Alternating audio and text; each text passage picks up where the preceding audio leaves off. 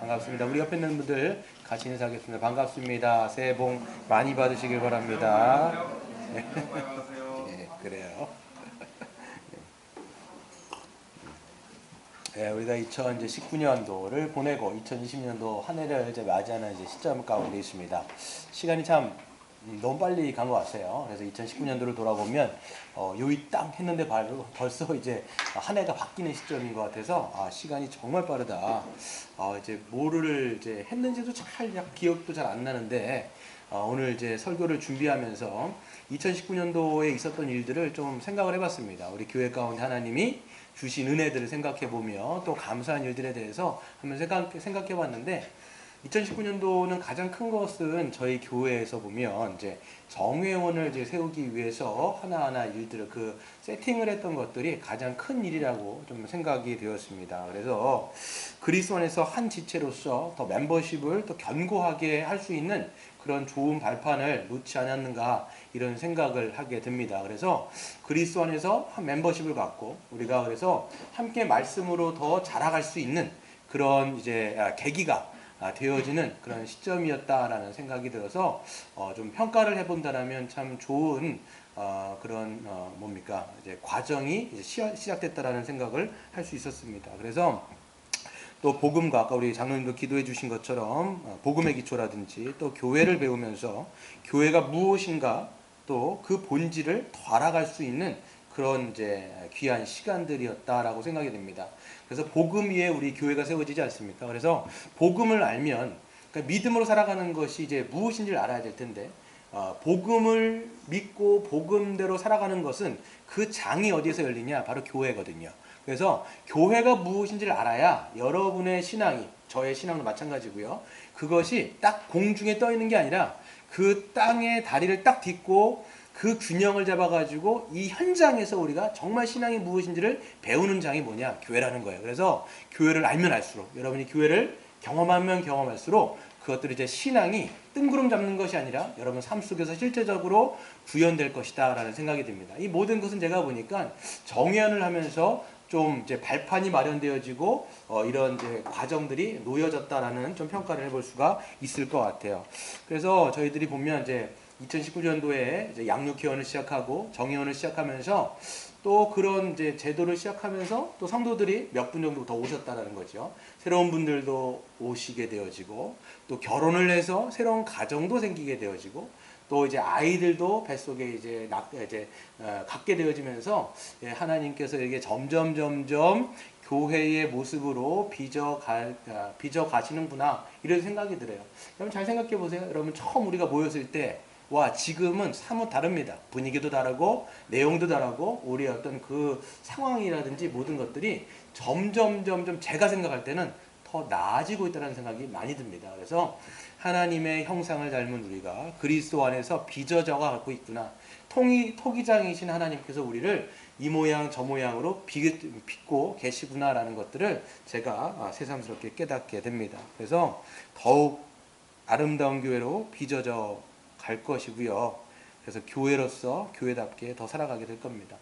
그래서 2019년도에서는 그런 것들을 시작했다라면 2020년도를 우리가 바라보면 우리가 이제 하나님께 이제 기대하며 나아가는 것들도 있지만 우리가 믿음으로 해야 될 것들도 있습니다. 그래서 쭉 하나님께서 우리를 인도하신 것처럼 우리가 이제 앞으로도 기대가 되지 않습니까? 기도가 될 거예요. 네, 저만 되는 건 아닐 것 같습니다. 그래서 점점 이제 빚어가실 텐데 그래서 2019년도에도 하나님께서 하신 것들도 있지만 또 2020년대는 또 하나님께서 어떻게 우리를 인도하실까 이런 생각을 좀 해봐요. 그래서 제가 이제 잡은 비전 내용도 교회적 존재, 교회적 삶이라고 하는 비전을 놨습니다. 그래서 2019년도가 그거에 대해서 발판을 놨다라면 이제 2020년에는 그런 것들을 우리가 훈련하는 시간이 되지 않을까라는 생각이 들어요. 머릿속으로 여러분들 많이 좀 배웠습니다. 교회가 무엇인지, 믿음으로 신앙생활하는 게 무엇인지. 오늘 아까 교동문에도 보니까 하나님께서 우리에게 세 계명을 주셨는데 세 계명은 서로 사랑하라. 내가 너희를 사랑했던 것처럼 너희가 서로 사랑하라. 이로써 너희가 나의 제자인 것을 알 것이다. 이렇게 말씀하셨단 말이에요. 이것을 이제는 우리가 교회적 존재라는 걸 이제 알잖아요. 이게 여러분이 머리로 알든 그것을 체감하든 이제 그것을 실질적으로 믿음으로 여러분이 손과 발을 움직여가면서 여기서 연습할 시간인 거예요. 훈련할 시간인 거예요. 그래서 이것이 2020년도에는 이것이 여러분 삶 속에서 체화되어지고 체득되어지는 시간이 될 줄로 믿습니다.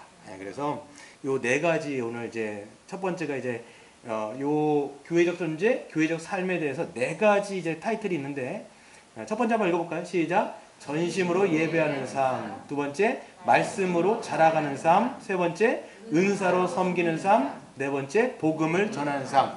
요 네 가지의 교회적 삶으로서 내년 한 해는 더 풍성한 것들 누리리라고 믿습니다. 요 한 가지 한 가지를 제가 좀 설교를 이 말씀을 통해서 하도록 하겠습니다. 첫 번째는요. 그렇기 때문에 하나님은 우리를 왜 그리스도 안으로 부르셨는가? 물된 동산교회라는 이 지역교회로 왜 우리를 묶으시고 부르셨는가? 우리에게 하나님께서는 2020년 어떤 삶을 원하시는가? 봤을 때 첫 번째는 우리로 전심으로 예배를 받으시기를 기뻐하신다라는 사실을 여러분 기억하시기를 바랍니다. 그래서 에베소 교회는요, 말씀드린 것처럼 섞여 있는 교회였어요. 어떤 사람들이 섞여 있냐면 이방인과 유대인들. 그러니까 절대로 섞일 수 없는 사람들이 섞여서 교회가 된 거예요.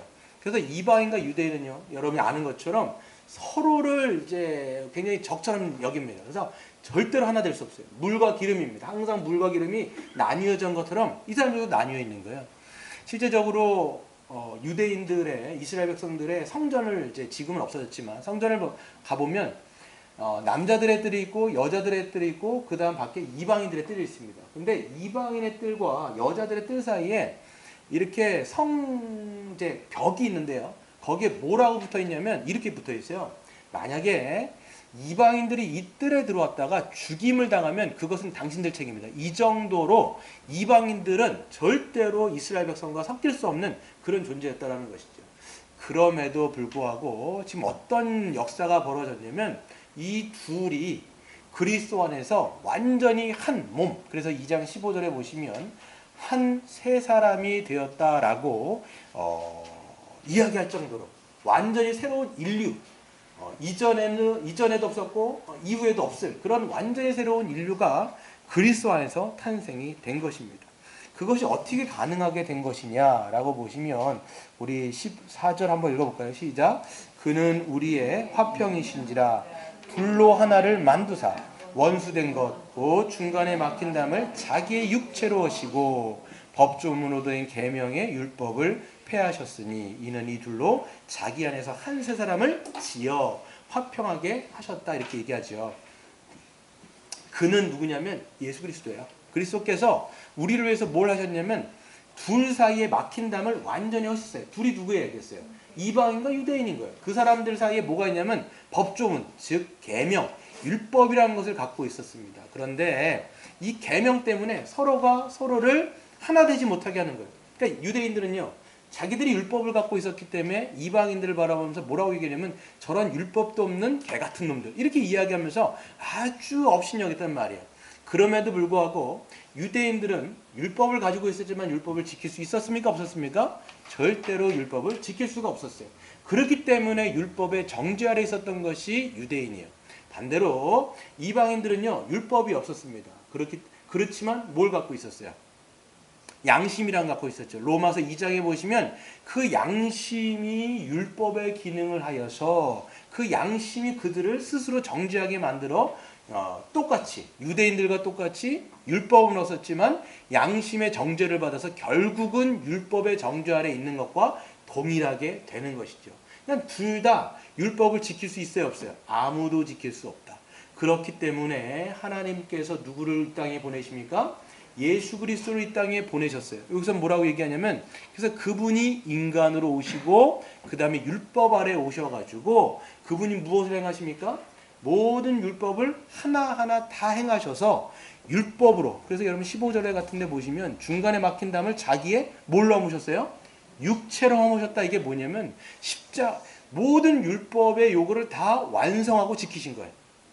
그래서 십자가에서 우리가 당해야 되는 율법의 저주까지도 다 그분이 당하심으로 말미암아 자기의 육체로 이방인과 유대인 사이에 있는 그 막힌 담을 완전히 허무셔서 이 둘이를 그리스도 안에서 어떻게 됐습니까?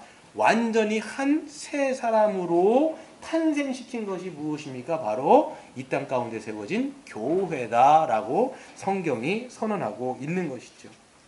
그렇기 때문에 하나님은 예수 그리스도를 통해서 이 둘은 뭐예요? 유대인과 이방인을 화목하게 하셨을 뿐만 아니라 이 둘을 화목하게 하신 목적과 이유가 뭐예요? 바로 여러분 17절 18절 한번 읽어볼까요? 시작. 또 오셔서 먼데 있는 너희에게 평안을 전하시고 가까운데 있는 자들에게 평안을 전하셨으니 이는 그로 말미암아 우리 둘이 한 성령 안에서 아버지께 나아감을 얻게 하려 하심이라. 아멘. 그러니까 그 둘 사이를 화목하게 하신 이유가 뭐냐면 수평적으로는 그들 사이가 화목하게 되었습니다. 그 교회예요. 서로 다른 사람들끼리 그리스도 안에서 한 몸 되는 게 교회란 말이에요. 우리도 마찬가지예요. 여러분 백그라운드가 다 다릅니다. 저도 다르고 여러분도 신앙의 백그라운드가 다 다를 뿐만 아니라 자라온 배경과 환경이 다 달라요. 그런데 그리스도 안에서는 한 몸이 됐단 말이에요. 그 목적이 뭐냐? 바로 한 아버지께 나아감을 얻게 하게 하기 위해서. 이게 뭐예요? 하나님은 우리를 통해서 무엇을 받기를 가장 기뻐하시고 좋아하실까요? 바로 예배라는 거예요. 여기서 말씀드리는 아버지께 나아감을 얻는다라고 했을 때 나아감이라는 단어가 뭐냐면 우리가 이번 주 주일날 봤던 로마서 5장 2절에 있었던 그게 뭐냐면 믿음으로 서 있는 그 은혜에 들어감을 얻었다라고 얘기하는 거. 그게 뭐예요? 바로 지성소 얘기를 했잖아요. 지성소에는 들어갈 수 있어요, 없어요? 함부로 아무도 들어갈 수 없어요. 1년에 한 번 대제사장이 대속죄일 때 두렵고 떨림으로 들어간단 말이에요. 그렇잖아요. 휘장을 걷고 들어가는 것은 죽음을 무릅쓰고 들어간단 말이에요. 그런데 이제는 그것이 어떻게 된 겁니까? 그리스도 안에 있는 사람들은 모두가 다 이제는 지성소 안에 대제사장의 자격으로 우리가 이제는 그리스도 안에서 그 지성소에 들어감을 얻게 되었다는 거예요. 그게 여러분 나아감을 얻게 된 거예요. 들어감의 특권을 얻은 겁니다. 그리스도 안에서. 그러니까 하나님은 우리로 하여금 가장 받기를 원하시는 게 뭐냐면 그리스도 안에서 하나님 앞에 예배받기를 가장 기뻐하신다는 사실을 여러분 기억하시기를 바랍니다. 여러분 예배는 특권이에요. 그리스도 안에 있는 자들에게 전심으로 하나님을 예배하고 전심으로 하나님을 사랑하며 전심으로 자기를 하나님 앞에 산 제물로 올려드리는 것을 하나님이 가장 기뻐하시는 것인데 그것이 이제는 우리에게 완전히 그것이 열려졌다는 것이죠. 그래서 첫 번째 하나님께서 우리에게 가장 기뻐하시는 건 뭐냐? 그 예배를 받기를 기뻐하신다는 것이죠. 그래서 예배는 여러분 두 종류가 있다라고 말씀을 드렸습니다. 그 예배는 어떤 예배가 있냐면 어떤 예배가 있을까요?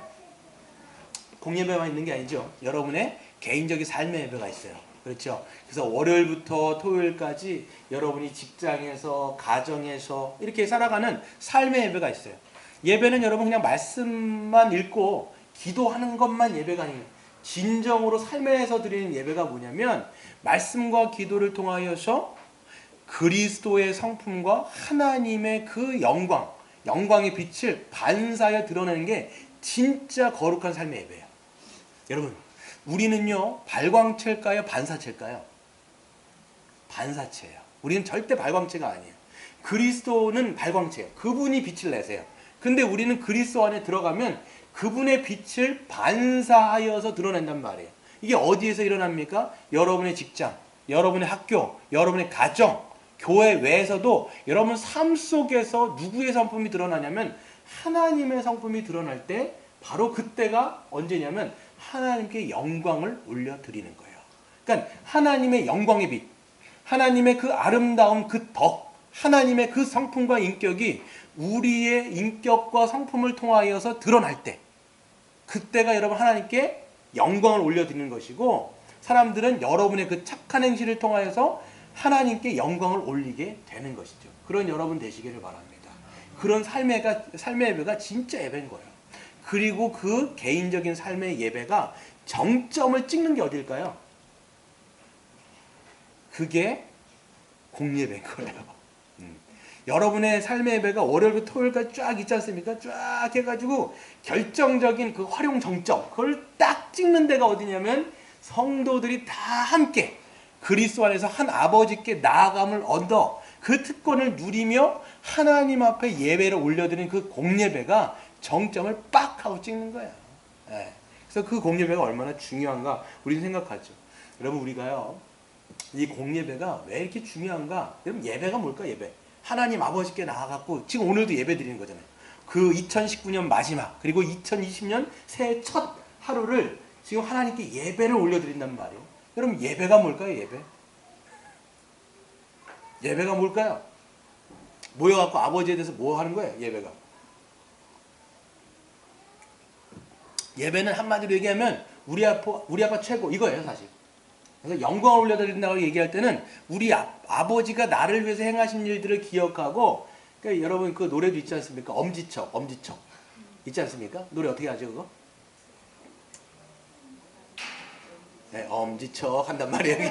그래서 엄지척을 하는 게 하나님 앞에 예배, 그러니까 영광을 올려드리는 거예요. 우리 아빠 짱이에요. 우리 아빠 최고예요. 뭐가 짱이고 뭐가 최고예요? 하나님이 우리를 위해서 행하신 그 일들을 바라볼 때 하나님 행하신 일들을 기억하다 보니까 그것을 정말 내가 믿다 보니까 우리 아버지밖에 없다 이런 거 얘기하는 거예요. 그게 하나님 앞에 예배를 올려드리는 거예요. 잘 생각해 보세요. 제가 지금 주일날부터 쭉 하는 게 창세기부터 한 장 한 장 나가는 이유가 뭐겠어요? 하나님의 구원의 역사를 하나하나 여러분들에게 알게 하는 거예요. 무엇을 위해서 하나님께서 우리에게 어떤 일들을 행하셨는가? 창세기를 보세요. 보면 어떤 일들을 행하셨어요?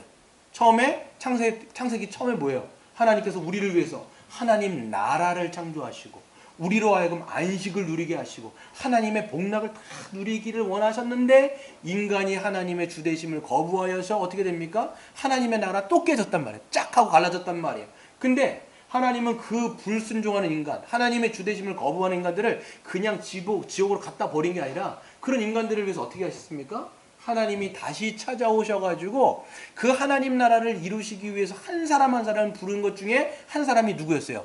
바로 아브라함이 있는 거예요 거기서. 그래서 아브라함을 부르시면서 아브라함에게 약속하시죠. 뭐예요? 내가 너로 말미암아 큰 민족을 이루게 하겠다. 너로 말미암아 땅을 주겠다. 내가 너와 함께 하겠다라고 하는 약속을 하나하나 주신단 말이에요. 그래서 아브라함에게 주신 그 약속이 하나하나 이루어져 가는 게 창세기예요. 그래서 어떤 걸 받습니까? 약속을 뭘 받아요? 애 하나 받죠. 이삭 하나밖에 없는 거예요. 근데 그 이삭을 통해서 야곱이 낳게 되고 야곱을 통해서 수많은 민족이 쫙 벌어지잖아요. 그래서 그 민족이 다 어디로 가요? 네, 가나안에서 애굽으로 내려간단 말이에요.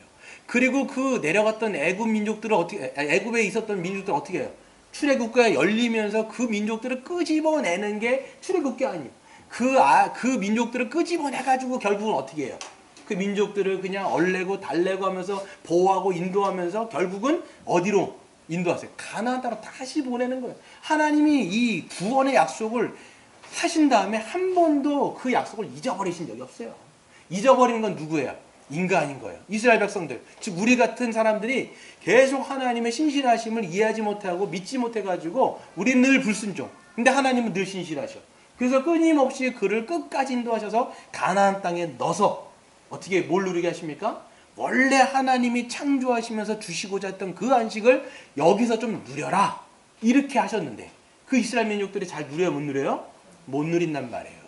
그런데도 불구하고 하나님께서는 그 가나안에 있는 이스라엘 민족들을 국가라고 하는 체제로 만드시는데 누구를 통해서? 다윗과 솔로몬을 통해서 그 국가적인 체제를 만들어 가신단 말이에요. 그럼에도 불구하고 그 솔로몬과 다윗이 못해요. 그럼 어떻게 합니까?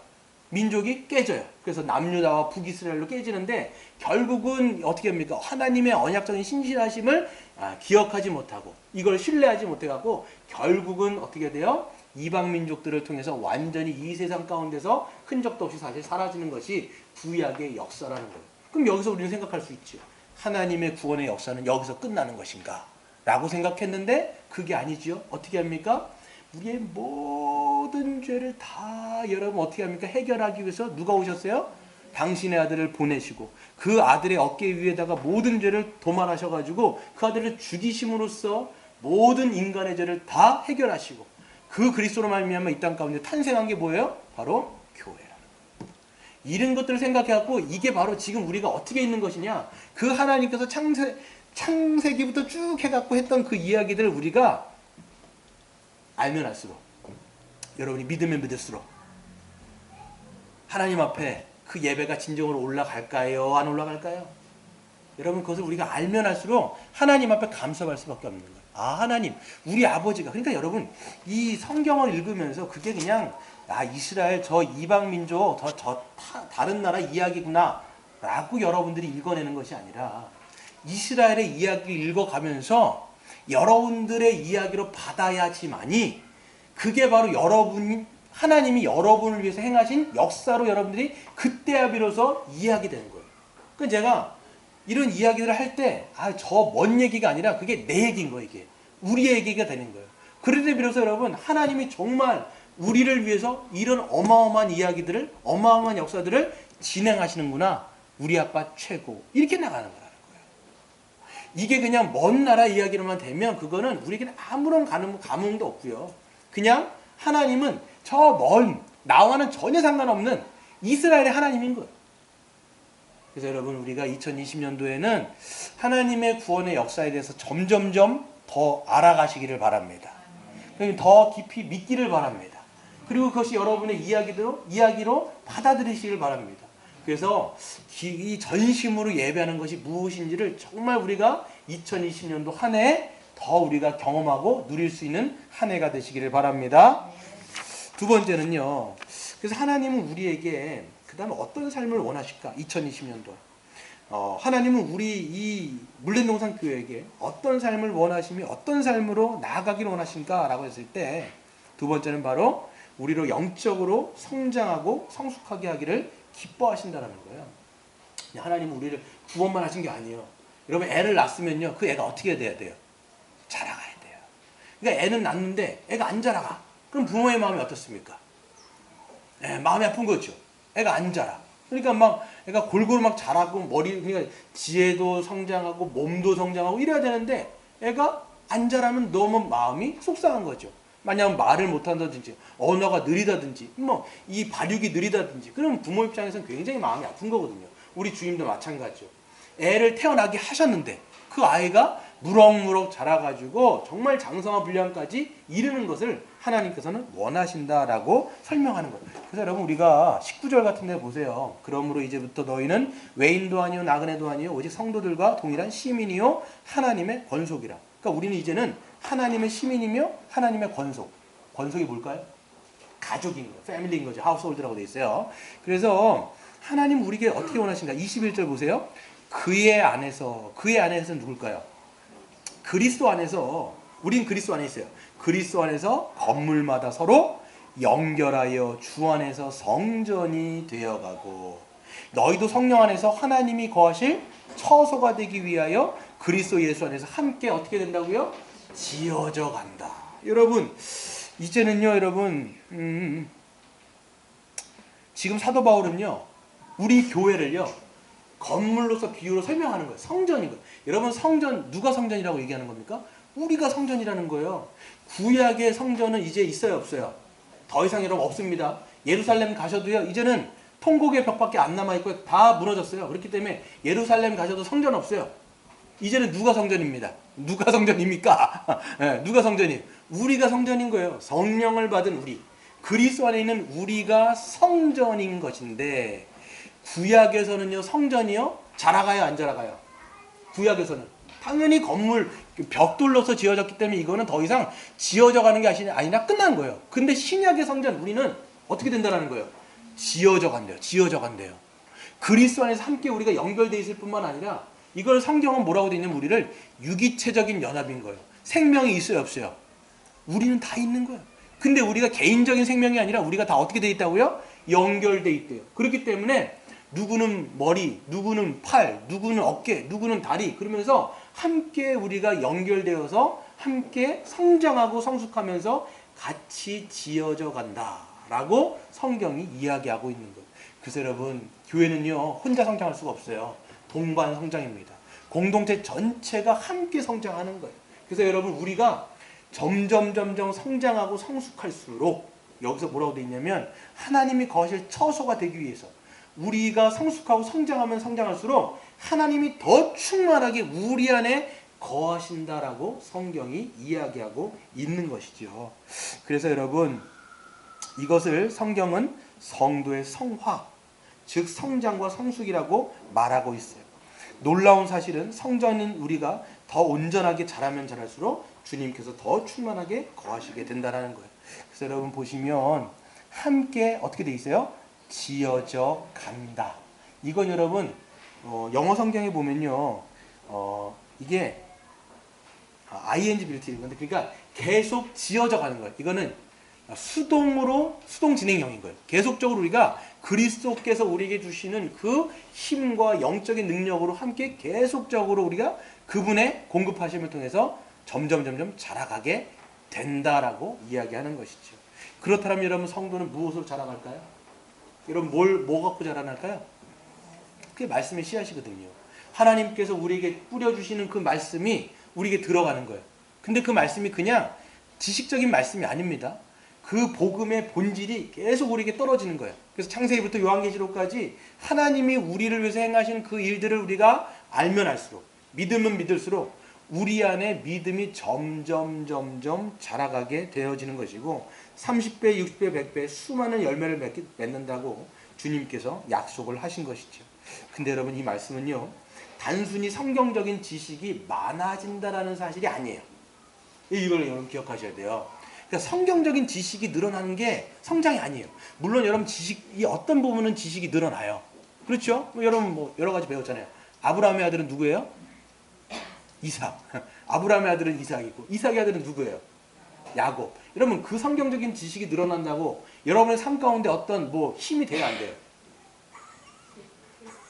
될 수도 있고 그냥 대답할 수는 있겠지만 그게 여러분의 삶 속에서 믿음으로 막 나아가는데 그게 그렇게 중요한 지식이 아니에요, 사실. 그렇잖아요. 그러니까 성경적인 그냥 일반적인 지식이 여러분을 성장하게 하는 게 아니라 그리스도에 대한 그 복음이 우리 안에 심겨져서 그 말씀을 통해서, 그러니까 그 단순한 지식이 아닌 거예요. 이 지식은 어떤 지식이냐면 하나님을 아는 지식이에요. 그래서 여러분 우리가 흔히 말하는 것처럼 성경에서 야다라고 하는 단어 있잖아요. 히브리에서 야다라는 단어는 인격적인 알을 얘기하는 거예요. 인격적인 알. 나는 저 사람을 알아 라고 얘기했을 때 그 인격적인 암. 그러니까 여러분이 정우성을 안다라고 얘기했을 때 정우성 아세요? 모르세요? 안단 말이에요. 근데 정우성이 뭐 키가 몇이고 뭐 그 사람의 뭐가 그래 인적사항을 아는 게 정우성을 아는 거예요? 모르는 거예요? 그건 제대로 아는 게 아니지요. 인격적인 관계가 형성이 안 된 거란 말이에요. 근데 우리가 그러니까 정우성과 인격적인 만남을 가지면 그 사람을 아는 것처럼 하나님에 대한 암도 마찬가지예요. 이건 경험에서 나온 알미고 인격적인 교류를 통해서 알아가는 알미라는 거예요. 그래서 여러분 야다라고 하는 단어가 경험적이고 인격적인 암도 있지만 그게 성적인 관계를 맺는 그 단어와 똑같습니다. 그래서 부부간의 성관계가 뭐예요? 그게 서로를 알아가는 관계를 얘기하는 거거든요. 그렇게 되는 거예요. 그래서 여러분 그거는 인격적인 만남을 통해서만 안다라고 얘기하는 거예요. 그래서 우리가 이제는 성경을 알고 배울 때 하나님을 점점 알아가셨으면 좋겠어요. 하나님이 누구신지. 그리고 여러분 단순한 그런 지식이 여러분 머리를 통과하고 그 머리를 통과해서 그게 어디까지? 마음까지 가서 그 복음의 지식을 가지고 훈련해야 되는 장이 어딜까요? 교회예요.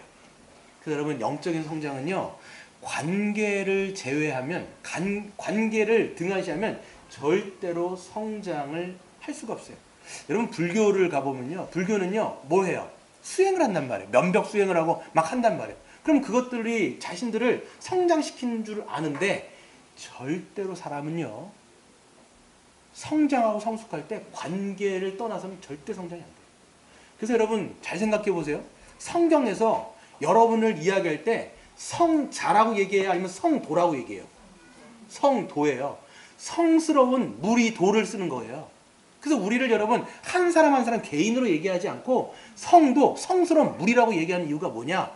우리가 서로 안에서 관계를 하고 그 관계를 통해서 우리는 어떻게 되는 거냐? 점점 그리스도의 인격으로 자라가게 되는 거예요. 그러니까 여러분 성경 지식만 알아갖고는 안 돼요. 그 지식이 여기에서 믿음으로 손과 발을 통해서 훈련하는 거예요. 누군가를 섬겨보려고도 하고 섬기려다 낙심도 해보고 절망도 해보고 또다시 한번 해보고 욕도 먹어보고 누군가 갈등도 여겨보고. 그러니까 여러분 성장하려면요 그러니까 발을 한 발짝 떼가지고 그냥 강 건너 불 건너 불 보듯 구경하는 자세로는 절대로 영적인 성장은 일어날 수가 없어요. 그냥 여러분이 한 몸으로 지금 들어왔잖아요. 그렇죠? 그럼 거기서 지지고 볶고 해야 된다고요. 그래야 우리 안에 영적인 성장이 거기서 일어나는 거예요. 잘 생각해 보시면 싸워봐야 돼요. 사람들 막 갈등도 하고 싸움도 해보고. 근데 물론 잘 이게 갈등도 해결할 수 있는 어떤 걸 해보려면 계속 이거 부딪혀 보기도 하고 그러면서 관계를 해봐야 돼요. 그래서 여러분 영적인 성장이 얼만큼 일어났나를 여러분 측정하는 게 뭐냐면 뭘까요? 여러분이 우리가 애들도요 키가 얼만큼 성장했나 보려면 집에 뭐가 있어요? 키재는 자가 있단 말이에요. 그래서 주성이도 아빠 나 얼만큼 컸어요? 맨날 잘하지도 않는데 계속 자기의 키를 물어본단 말이에요. 왜냐면 거기에 바로미터가 있거든요. 영적인 성장과 성숙의 바로미터가 뭐냐면 그게 십계명이에요. 제가 이제 이번 주부터 십계명을 계속 설교를 할 텐데 십계명을 보면요 한마디로 얘기하면 하나님 사랑과 이웃 사랑이죠. 다 뭘 전제하고 있어요? 관계를 전제하고 있는 거예요. 지금 사랑이라고 하는 것은 지 혼자 못해요. 관계 안에서 이루어진단 말이에요. 부부간의 사랑 자기 혼자 합니까? 관계 가운데 하는 거죠. 그러니까 여러분 우리가 하나님을 향한 사랑도 관계, 다른 사람들과의 사랑도 관계. 그러니까 관계를 통해서 계속 내가 얼만큼 자라가고 있는지를 보시는 여러분 되시기를 바랍니다. 그래서 2020년도에는 우리가 그냥 지지고 볶더라도 싸우진 말아야 되겠지만 지지고 볶더라도 이거를 그 안에 들어와셔야 돼요. 그러니까 강 건너 불 보듯 여러분 그냥 제 3인칭 시점으로 그걸 바라보면요 절대로 여러분에게 성장 없어요. 한 발짝 더 들어오시고 여러분 보면요 수련회 가갖고 보면 애들끼리 막 장난을 쳐요. 근데 어떤 애들이 사람들을 물에 빠뜨릴까요? 어떤 애들이 물에 빠뜨릴까 사람들을? 자기가 다 젖은 사람들. 자기가 다 젖은 사람들. 그리스도께로 완전히 들어와갖고 자기가 다 젖으면 사람들을 막 빠뜨려요. 근데 어떤 사람은 어떻게 해요? 안 들어가려고 그러는 거예요. 왜 안 들어가려고 그래요? 좀 물 묻히기 싫거든요. 근데 어떻게 하면 들어갈 수 있어요? 한번 물 한번 확 묻혀버리면 어떻게 돼요? 됐다 모르겠다 너도 빠져라 그러면 다 막 끌고 가는 거예요. 이거를 경험해야 우리가 성도 간의 관계 가운데서 이게 성장이 있는 거예요. 2020년도 그렇게 성장하는 여러분 되시기를 바랍니다. 네, 세 번째는 보면요. 하나님은 우리 물된동산교회에게 어떤 삶을 원하시는가? 성령께서 우리에게 주신 은사로 다른 지체를 열정적으로 섬기기를 기뻐하십니다. 그래서 읽진 않겠습니다. 예수님은 승천하시면서 이게 에베소서 4장인데요. 사로잡은 자들에게 뭘 나눠주세요? 은사, 즉 선물을 나눠주신다고 에베소서 4장 7절부터 10절에는 말씀하고 있습니다. 그래서 예수님은 당신 안에 있는 자들에게 모두 이제 은사를 나눠주셨어요. 이건 제가 교회론 시간에 많이 말씀을 드려서 여러분들이 이제는 이해하고 있으리라고 믿습니다. 그래서 은사가 없는 성도는 있다 없다? 아무도 없어요. 모든 성도들은 다 은사를 갖고 있다. 성령께서 주신 은사. 그리스도 안에 있는 자들에게는 예수님께서 자기의 몸 안에 있는 자들에게는 분깃을 나눠주신 것처럼 구약에서는 12지파들에게 12개의 분깃을 다 나눠주신 것처럼 신약에서는 예수님의 몸 안에 있는 자들에게 다 자신의 분깃을 나눠주시는데 그게 뭐예요? 은사라는 거예요. 그 은사를 다 갖고 있기 때문에 한 몸된 우리가 서로를 위해서 자신의 은사를 사용하면 사용할수록 주님의 손길로 도움을 받는 것이 되는 것이죠. 그래서 우리가 함께 은사를 쓰면 쓸수록 서로 우리 교회가 충만하게 된다라고 설명을 해드렸습니다. 그래서 자신의 것으로 서로를 돕고 섬기면 그만큼 자신의 부족한 것을 채울 수가 있게 되는 거예요. 그래서 어떤 것은요, 여러분이 은사가 다 있어요, 없어요? 다 갖고 있는 게 아니에요. 한 사람에게 몰빵한 게 아니라고 말씀드렸어요. 저에게도 두세 가지 은사, 여러분에게도 두세 가지 은사. 그것이 총 합쳐서 누구의 총합이 되는 거예요? 그리스도의 총합이 되는 거예요.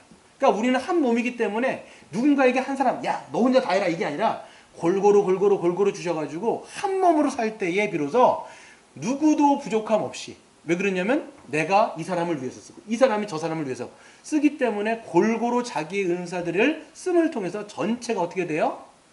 성령의 충만함을 그래서 누리게 되는 거예요. 그러니까 여러분 개인적으로 자기 혼자 살아가는 성도는 어떻게 되는 거예요? 그만큼 수많은 것들이 부족해지는 거예요. 그러니까 혼자 막 신앙생활 하는 사람들은 하나님 전 너무 부족해요. 너무 갈급해요. 너무 영적으로 기갈해요. 왜 그러냐면 몸에서 뛰어나왔기 때문이에요. 함께 몸 안에서 성도들과 부대끼면서 살지 않기 때문에 그만큼 부족한 것들이 되게 많이 생겨지게 된다는 것이죠.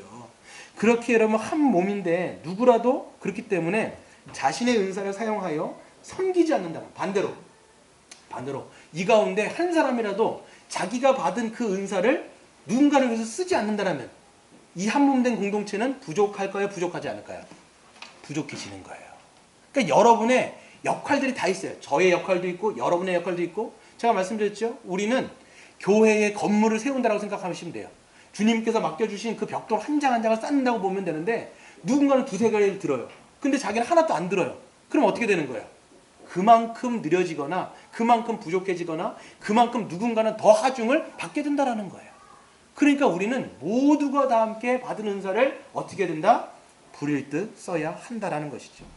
심리학자 링겔만이라는 사람이 있는데 어떤 시험을 했습니다. 어떤 시험을 했냐면 압력을 측정하는 거예요. 그래서 한 사람이 한번 이거를 땡기는 거 하고요. 그 다음에 세 사람이 동시에 땡기기도 하고, 그 다음에 8사람이 동시에 땡기기도 했는데, 한 사람이 땡겼을 때는 63kg 정도를 땡겼다고 해요. 그런데 세 사람이 동시에 땡겼을 때는 160kg. 그런데 개인적인 수치로 보면 인당 몇 킬로냐면 53kg인 거예요. 줄었어요, 늘었어요? 줄은 거예요. 8사람이 동시에 땡겼을 때는 248kg. 근데 인당 몇이냐면 31kg. 어떻게 되는 거예요? 더 줄어버린 거예요. 그러니까 이게 어떤 법칙이냐면, 우리가 뭘 할 수 있냐면, 사람들이 많아지면 많아질수록 개인의 힘이 늘어요, 줄어요? 계속 준다라는 거예요. 그래서 집단이 형성되어지고 공동체가 형성되었을 때는 개인은 그 공동체 뒤에 숨어버리는 거예요. 그래서 자기가 그거를 땡기질 않고 누군가는 하겠지. 이거예요. 누군가는 하겠지. 여러분 회사에서 보세요. 다 점점 사람들이 많아지면요, 다 사람들이 어떤 생각을 하고 있어요? 누군가는 할 거야. 저 사람이 하겠지? 그러면서 자기는 안 해버린 거예요. 그러면 어떻게 되냐면 이게 점점 개인의 힘이 줄어든다는 거예요. 교회도 저는 마찬가지라고 생각합니다. 사람들이 많아지고 자꾸만 공동체 안에 숨어버리면 내가 해야 될 일들을 누군가는 하겠지라고 말하면서 자기의 은사를 쓰질 않는 거예요. 그러면 그만큼 교회는 부족해지게 된다는 것이죠. 저는 여기서 봤을 때 교회는 그렇기 때문에 자기의 역할들을 감당해야 되는데, 한 가지 더 제가 볼게요. 웨스트민스터 소유리 문답에 보면 7가지 대죄를 설정합니다. 그 죄 중에 하나가 나태예요. 나태. 게으름이란 말이에요. 이 게으름에 대해서 한번 좀 살펴볼게요. 게으름이라는 게 뭐냐면 아닥토스라는 단어인데요. 정의를 말하면 무질서하고 무책임하게 또 의무에 태만하게라는 의미로 돌보지 않는다라는 의미를 갖고 있습니다. 그래서 이거는요, 프랑스어로 앙리라고 하는 뜻인데, 그 앙리가 뜻이 뭐냐면 권태예요. 이런 권태라는 게 뭔지 아시죠? 부부간의 권태기는 뭐예요? 서로에 대해서 의무를 태만하는 거예요. 내가 그 사람에게 해야 될 그 의무를 안 하는 게 권태기예요. 이게 여러분 공동체 안에도 그런 것들이 바로 나태함으로 작용을 하는 것이지요. 그래서 나태라고 하는 것은 심리학에서 보면요, 낮은 자존감이라든지 낮은 자기 확신, 낮은 자기 통제에서 기인하게 되는데 쉽게 과업에서 회피하려고 하는 경향을 보이게 됩니다. 그래서 보통 신경성이 예민한 사람들, 그런 사람들은 쉽게 감정적으로 지쳐요. 어떤 일들을 막 할 때 신경이 예민한 사람들은요, 이런저런 일들이 있을 때 감정 소모를 굉장히 많이 해요. 그러다 보니까 뭐가 없어지냐면 자기 안에 에너지가 방출하다 보니까 실질적으로 뭔가를 해야 될 때 에너지가 있어요, 없어요? 에너지가 없는 거예요. 그러니까 작은 일도 큰 일로 다가오는 거예요. 신경이 예민한 사람들은. 그러니까 실질적으로 삶 속에서는 어떤 자세로 나타나냐면 나태라든지 게으름이라고 하는 모양으로 삶 속에서 드러난다는 거예요. 그래서 성경에서 나태는요, 노동의 강도나 노동의 시간에 관한 문제가 아니라 우리 마음의 태도에 대한 문제라고 성경은 지적하고 있습니다. 그래서 하나님 나라의 백성으로서 이웃에 대한 책임을 다하지 않는 것이야말로 진정한 나태라고 정의할 수가 있어요. 그래서 나태한 사람은, 제 책에 약간 이 책을 아예 긁어왔는데요, 뭐라고 되어 있냐면, 아무것도 믿지 않고 어떤 일에도 나서지 않으며 아무것도 알려고 하지 않고 무엇도 즐거워하지 않고 누구도 미워하지 않고 누구도 사랑하지 않으며 어떤 목적도 찾지 않고 무엇을 위하여 살려고도 하지 않는데, 즉 자신의 삶을 들여서 무엇인가를 하려고 하는 어떠한 의지나 에너지도 없는 단지 살아있기만 한 죄이다. 이렇게 돼 있어요. 네, 이것도 안 하고 저것도 아무런 무기력한 거예요. 하고 싶지 않고 하기도 싫고 사랑하지도 않고 사랑하고 싶지도 않고 그러니까 그냥 단지 살아있기만 한 죄인 거예요. 숨만 쉬는 거야. 이것만 하고 있는 거예요. 이게 나태의 모습입니다, 여러분. 근데 그 저자도 뭐라고 얘기하냐면 이게 병증이라면 목회적인 돌봄이 필요하다는 거예요. 이 사람이 정말 어떤 정말 정신적인 병증이라면 목회적인 돌봄이 필요한데 만약에 어떤 여력이 있음에도 불구하고 이런 것들을 행하지 않는다면 그거는 회개와 믿음으로 하나님 앞에 자신을 다시 고쳐 세워야 돼요. 이걸 여러분 인식하셔야 돼요. 여러분 신경이 예민하지 않은 사람이 어디 있습니까? 저도 예민하거든요. 되게 예민해. 그래서 막 신경이 예민해. 작은 일도 굉장히 크게 받아들일 때가 있어요. 근데 이게 연단되니까 어떤 것들 일들을 탁탁 처리할 때가 있는데 그게 어떤 것들이라면 이제 정말 근데 여력인데도 안 하는 그런 나태라면 이거는 하나님 앞에 다시 자기를 세워야 된다. 그래서 여러분 성경에서는요 여기에 대한 그 주님께서 주신 비유가 하나 있어요. 어떤 비유예요? 달란트 비유예요. 하나님께서 그 달란트 비유를 주시는데 몇 달란트? 1달란트, 2달란트, 5달란트예요. 근데 2달란트와 5달란트는 어떻게 합니까? 주인이 떠났을 때 그것들을 오히려 장사를 해갖고 이유를 만들어갖고 그걸 낸단 말이에요. 근데 주인이 왔을 때 저는 이렇게 장사해갖고 이걸 냈습니다. 라고 하면서 칭찬을 받아요. 뭐라고 칭찬받아요? 잘했다, 충성된 종아, 이런 칭찬을 받는 말이에요. 그런데 1달란트 어떻게 합니까? 이 사람이 뭘 얘기하냐면 이렇게 얘기해요.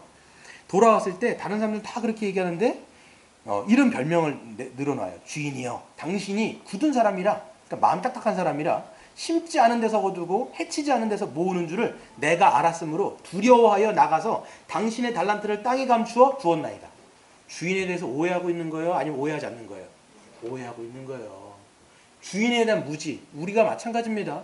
나태는 어디서 비롯되느냐면 하나님에 대한 무지, 하나님에 대한 오해, 거기에서 우리의 나태함이 기인되는 거예요. 그러니까 이런 변명들을 계속해서 늘어놓는 것이죠. 그래서 나태한 자일수록 혀가 분주합니다. 변명거리를 찾습니다. 잠언 26장 13절은 이렇게 이야기해요. 게으른 자는 길에 사자가 있다, 거리에 사자가 있다 라고 얘기하는 거예요. 뭔 얘기하는 거예요? 게으른 자들은 길에 사자가 있어, 저기 거리에도 사자가 있어, 그러니까 나는 집에 있을 거야, 이렇게 되는 거예요. 그냥 계속 변명을 늘어놓는데 이게 뭐냐면 자기의 나태를 합리화할 수 있는 것들을 끊임없이 찾으면서 혀를 그렇게 계속 이야기한다라고 성경이 이야기하고 있습니다. 그래서 우리 주님께서 그 나태하고 게으른 종에게 뭐라고 말씀하세요? 단순히 너는 게으르구나 이렇게 얘기하세요? 그래서 악한 거예요. 왜 악한가? 보면요, 책임을 방기하는 겁니다.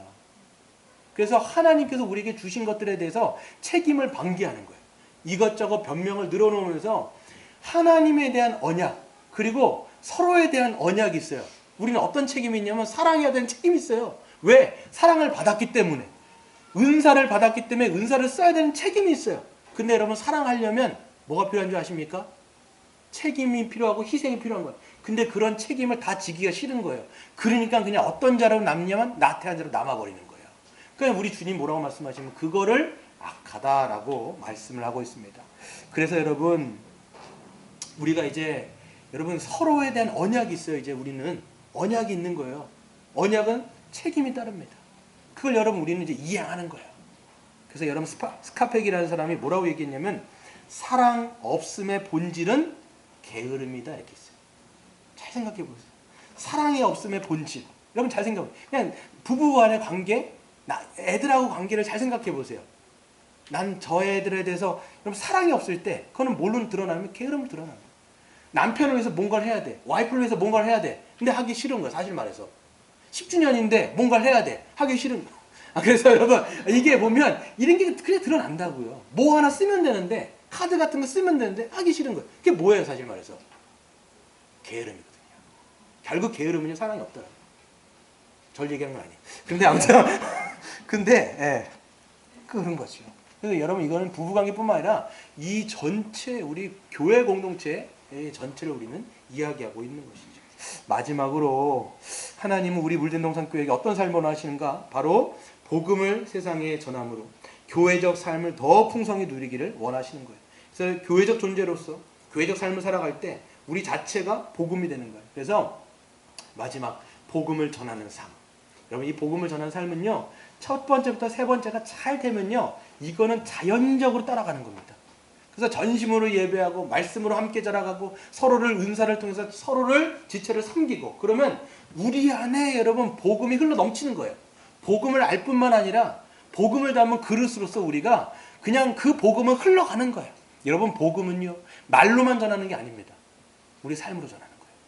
그래서 사도 바울도 뭐라고 얘기하냐면 하나님의 능력은 말에 있지 않고 능력에 있다라고 말씀하는 게 뭐냐면 우리가 복음을 말씀으로도 증거하지만 그 복음을 실질적으로 살아감을 통하여서 우리의 삶이 복음을 드러내는 것이죠. 그래서 우리는 우리 교회가 뭐 주일마다 이렇게 나가서 전하기도 하지만 그냥 누군가에게 복음을 증거하고 싶을 때 뭐라고 얘기할 수 있냐면 야 우리 교회 한번 와봐 이렇게 얘기할 수 있는 거예요. 왜? 교회에 오면 복음을 들을 수도 있고 복음을 볼 수도 있거든요. 서로 사랑함을 통해서 아 이게 복음이구나, 이게 예수님의 사랑이구나, 이거를 그냥 여기에 오면 알 수 있는 거예요. 그래서 여러분 나다니엘이라는 사람이 그 사람 뭐 친구한테 뭐라고 얘기합니까? 와 보라, come and see 이렇게 얘기하는 거예요.